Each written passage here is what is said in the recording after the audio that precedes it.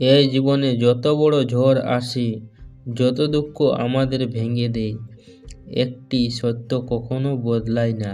শ্রীকৃষ্ণ আমাদের অন্তরে রয়েছেন। তিনি নীরবে আমাদের দেখেন, পথ দেখান, শক্তি দেন, আর অপেক্ষা করেন আমরা কখন তাকে ডাকি।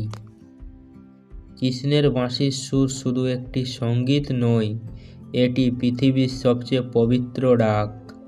যে মন অশান্ত সেই মন শান্ত হয়ে যায়, যে হৃদয় ভীতু সেই হৃদয় সাহস পায়। বাঁশির সুর বলে তুমি একা নও, তোমার প্রভু তোমার সাথে আছে। কৃষ্ণকে পাওয়া যায় না শুধু মন্দিরে, তাকে পাওয়া যায় ভক্তির মধ্যে, হৃদয়ের মধ্যে, ভালোবাসার মধ্যে।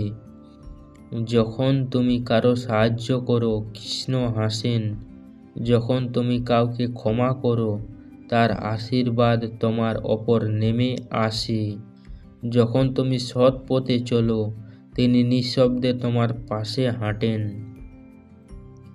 কুরুক্ষেত্রে কৃষ্ণ বলেছিলেন কর্ম করো, ফলের চিন্তা করো না। এর মানে কি? এর মানে তোমার কাজ পবিত্র হোক, ফল ঈশ্বরের হাতে ছেড়ে দাও। তিনি আরও বলেছিলেন নিজের মনকে জয় করো, কারণ মন যদি তোমার বন্ধু হয় পুরো পৃথিবী তোমার হয়ে যাবে। যে নিজের মনকে নিয়ন্ত্রণ করে তার জীবনে কখনোই অন্ধকার থাকতে পারে না। কৃষ্ণ সেই মনকে আলো দিয়ে ভরিয়ে দেন। জীবনে সবসময় সব কিছু সহজ হয় না। মানুষ ধোঁকা দেয়, পরিস্থিতি ভেঙে দেয়, স্বপ্ন ভেঙে যায়, কিন্তু কৃষ্ণ বলেন তুমি শুধু আমাকে ডাকো, আমি পথ দেখাবো। তুমি যদি সত্যিকারের ডাকো কৃষ্ণ নিশ্চয়ই সাড়া দেবে। শ্রীকৃষ্ণ কখনো কাউকে ছেড়ে যান না যদি সেই ভক্ত তার প্রতি এতটুকুও ভালোবাসা রাখে।